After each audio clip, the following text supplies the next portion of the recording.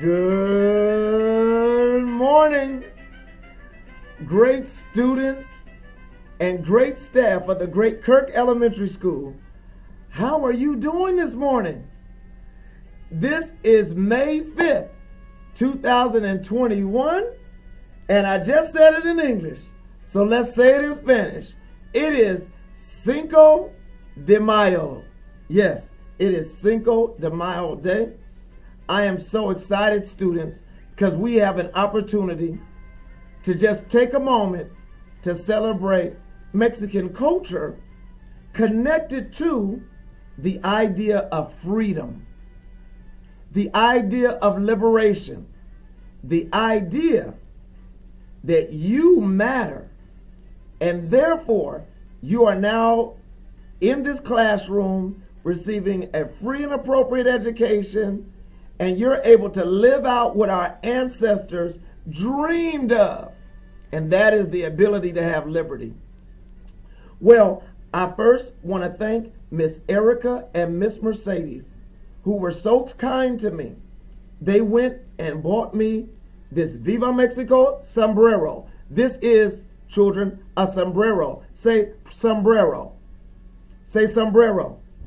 Yes, and it's meant to keep the sun out of the eyes in very hot places like Mexico, like South America. This would be important. And they would go out as far as 2 feet. And this, they also brought me this beautiful poncho. Everyone say poncho. Say poncho.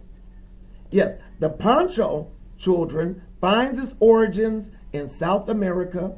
The Mapuche tribes and people use them for warmth, and you can find it along the coast really hundreds of years ago in the areas that we now call Chile and Argentina.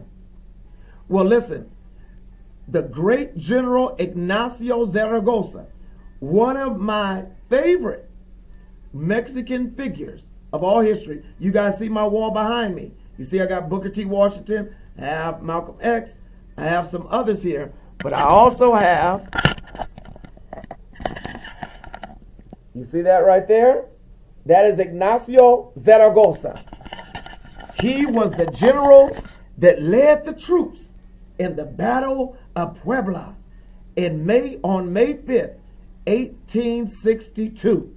And the French army came in with 6,000, but Ignacio Zaragoza, they said, no, you will not have Mexico. And they fought, and they won with just a few, actually it was 2,000 soldiers. They won that battle. And that also helped for the Union in the United States to win the battle against the Confederates. I'll have to explain that a little later. But anyway, I want to turn you over to your teachers because we normally wouldn't have an announcement today. Remember, you are leaders in the making, independent and critical thinkers. We have outstanding character. We never give up, and we serve our community, and we always roar like lions. Watch the informational video on the Battle of Puebla. Have a wonderful day, and I might have something special for you all later on.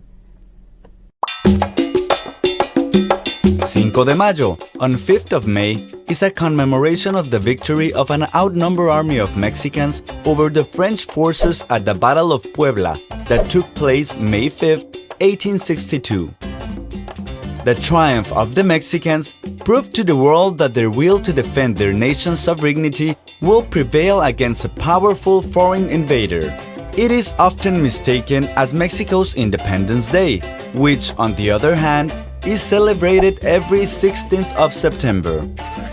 Though Cinco de Mayo has become a relatively minor event in Mexico today, the United States of America significantly celebrates it by highlighting the Mexican-American culture. Its significance to world history is more than about having a day dedicated to feasting on Mexican food, getting margarita happy, and wearing loud sombreros. So, to give you a better understanding of what Cinco de Mayo is all about, let's take you back to where and how it all began. The American Civil War, experienced by the Latinos. the early 1860s became witness. To that time, Mexico had become greatly indebted to France, Britain, and Spain as a result of the Mexican-American War and Reform War.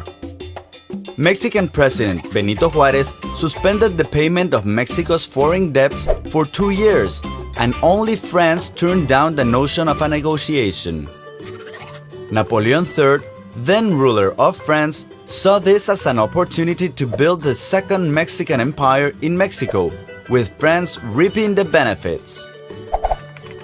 During the later part of 1861, France's fleet attacked Veracruz and halted Juárez and his government. In May 1862, the French force led by General Charles de Lorentz attacked Mexico City, but were resisted by General Ignacio Zaragoza's strong-willed Mexican troops near Puebla de Los Angeles. 2,000 poorly equipped Mexican fighters stood against the 6,000 well-armed French men, known as the world's premier army. Nearly 500 French soldiers and fewer than 100 Mexicans had been killed in the battle that went on from dawn till dusk. Sensing the obvious defeat, the French forced retreat. Mexico's determination, unity, and patriotism won over France's brutal force. A much-needed morale boost not only to the Mexican army but to Mexico as a nation. There's so much to tell about what took place in Puebla, but what needs to be remembered has probably been forgotten by most of those who should be passing the story on. Mexico may have lost battles after that great victory, but Cinco de Mayo will always be a reminder to everyone that a grain of hope, no matter how small and insignificant to others, can make the impossible possible.